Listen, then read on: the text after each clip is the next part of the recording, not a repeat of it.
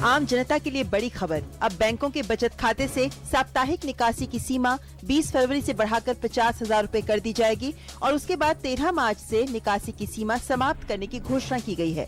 RBI ने आज 2016-17 के लिए छठी द्विमासिक मौद्रिक नीति का ऐलान करते हुए ये बात कही। आरबीआई ने रेपो दर को 6.25% और रिवर्स रेपो दर को 6.25% पर बरकरार रखा है। तमिलनाडु में एआईएडीएमके में संकट गहराया। पन्नीरसेल्वम ने किया पूर्ण बहुमत का दावा। उन्होंने कहा कि मुख्यमंत्री पद से वापस लेंगे इस्तीफा और जयललिता की मौत की जांच का देंगे आदेश। पार्टी में विद्रोह के लिए शशिकला नटराजन ने डीएमके पर लगाया आरोप। उत्तर प्रदेश में चुनाव प्रचार चरम पर। प्रधानमंत्री नरेंद्र मोदी ने गाजियाबाद में चुनावी रैली को किया संबोधित। रैली को संबोधित करते हुए प्रधानमंत्री ने कहा कि 14 साल से जो विकास का वनवास है उसे खत्म करके विकास लाने का चुनाव है। पीएम ने कहा कि उत्तर प्रदेश हिंदुस्तान का उत्तम प्रदेश बन सकता है अगर सही सरकार बने।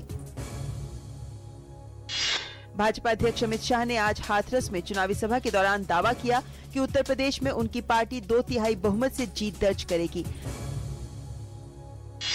कांग्रेस उपाध्यक्ष राहुल गांधी ने आज यूपी के हाथरस में चुनावी रैली को संबोधित किया।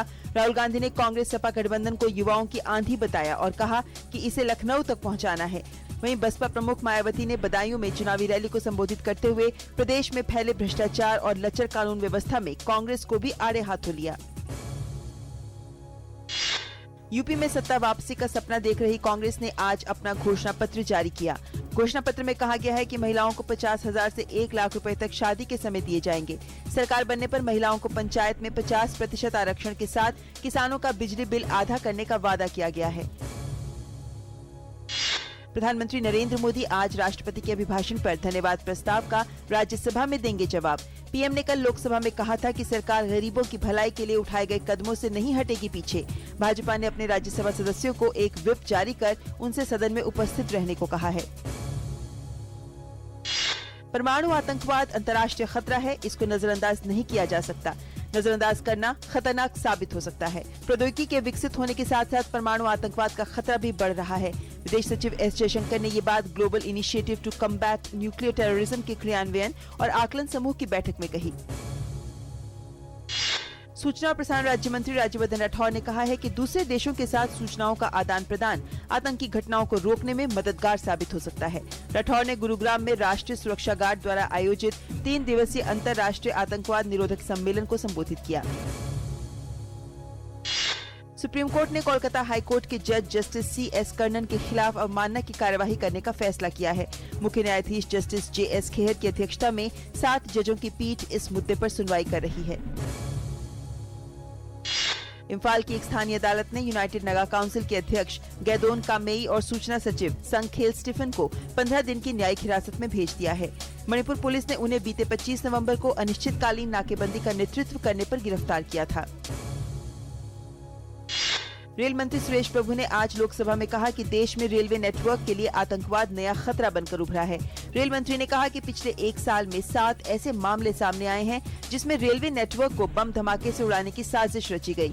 वहीं रेलवे से तोड़फोड़ के 58 मामले जबकि पटरी से छेड़छाड़ के 3 मामले सामने आए हैं। पाकिस्तान की एक अदालत ने जमात उद दावा प्रमुख हाफिज मोहम्मद सईद की नजरबंदी को चुनौती देने वाली एक याचिका खारिज कर दी। अदालत ने कहा कि याचिकाकर्ता ने सईद की नजरबंदी की वो अधिसूचना नहीं सौंपी जिसे चुनौती दी गई है। सऊदी अरब ने वीजा उल्लंघन के मामलों में महज 4 माह के दौरान तकरीबन 39,000 पाकिस्तानियों को उनके देश वापस भेज दिया। शीर्ष सुरक्षा अधिकारी को आदेश दिया गया है कि पाकिस्तानियों को देश में दाखिल होने की इजाजत देने से पहले उनकी गहन जांच की जाए, क्योंकि अंदेशा है कि उनमें से कुछ ISIS के हमदर्द हो सकते हैं। तुर्की सरकार ने एक आधिकारिक निर्देश प्रकाशित कर कुल 4,464 सरकारी कर्मचारियों को उनके पदों से बर्खास्त करने का आदेश दिया है। बर्खास्त किए गए कर्मचारियों में से आधे से अधिक कर्मचारी शिक्षा मंत्रालय के हैं। गौरतलब है कि तुर्की में गत वर्ष जुलाई माह में हुए तख्ता पलट के असफल प्रयास के बाद सरकार विभिन्न विभागों का पुनर्गठन कर रही है।